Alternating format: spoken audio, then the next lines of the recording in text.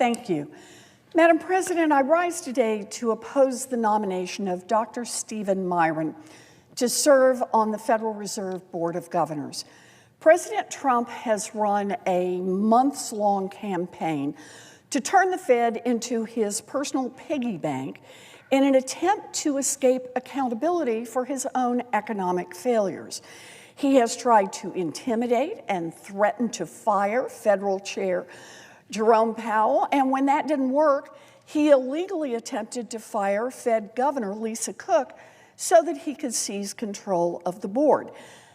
Both of those failed, so now he is attempting to install his own puppet on the board with Dr. Myron, someone who intends to keep his White House job as the president's chief economic advisor open while serving at the Fed, setting up an unprecedented and unacceptable conflict of interest that will only ultimately cause more pain for American families. Don't just take it from me. Take it from one of the president's closest advisors, Larry Kudlow, who said, quote, "The bottom line is President Trump's going to take the Fed over as he should."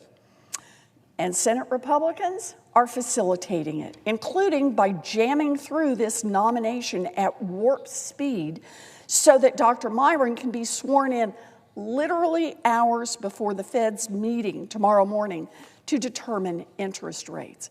Now, the facts are clear. Donald Trump promised that he would lower costs, in his words, quote, on day one.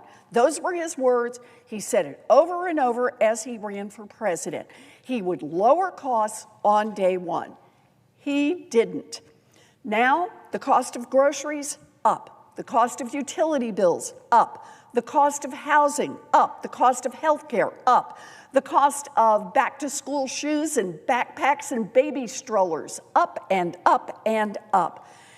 He also promised a golden age for American workers. And again, he has failed. Job growth is down. The economy lost jobs in June. Unemployment is up, and people are staying unemployed longer. And worker confidence in the labor market is at its lowest since the end of the great financial crisis. Donald Trump could reverse course on his failing economic agenda.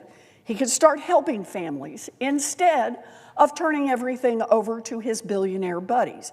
But instead, Trump wants to point the finger at everyone else and make the Federal Reserve his scapegoat.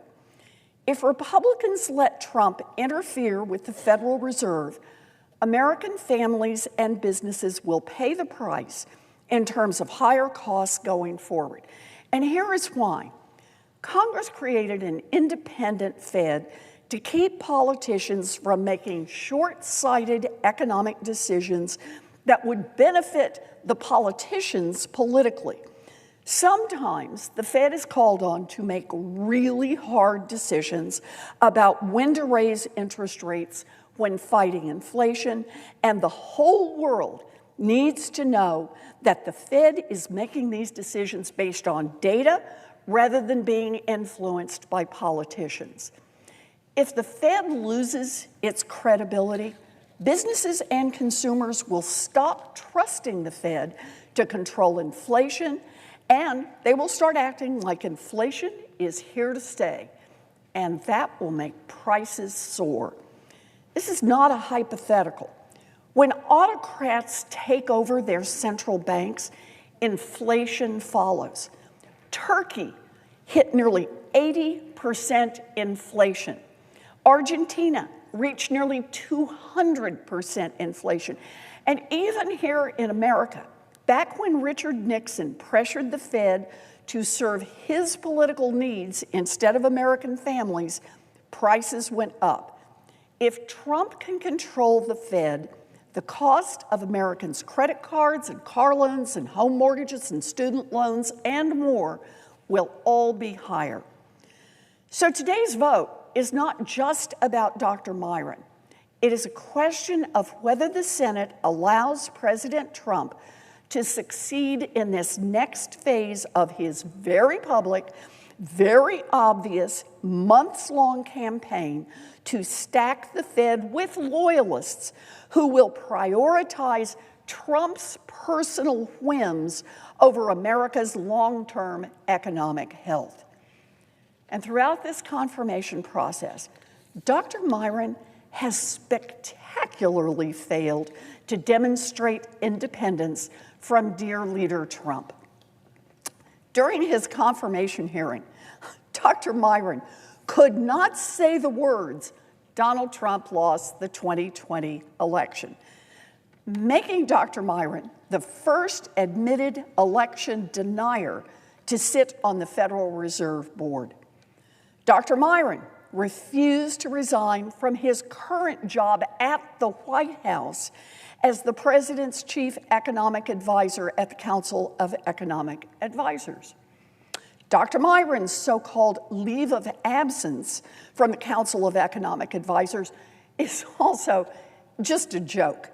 He will be sitting literally down the street from the White House, and he has refused to disclose any communications he has with the White House while he is at the Fed.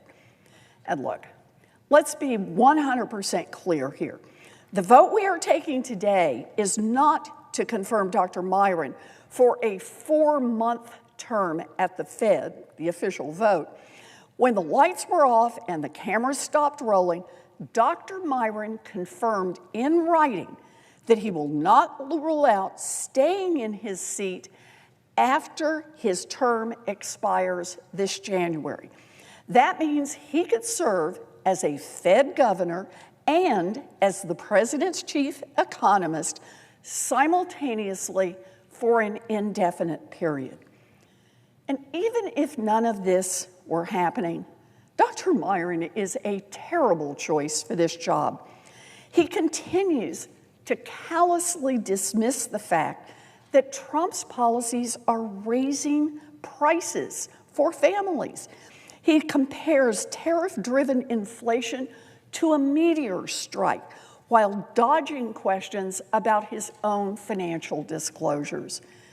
Now look, you won't hear me say this often, but I agree with the Wall Street Journal editorial board when it said that Dr. Myron, quote, won't be independent in any fair definition of the word. Dr. Myron knows that if he is confirmed, every decision he makes and every vote he takes at the Fed determines whether or not he'll be able to go back to his White House job later on. That's not independence, that's servitude.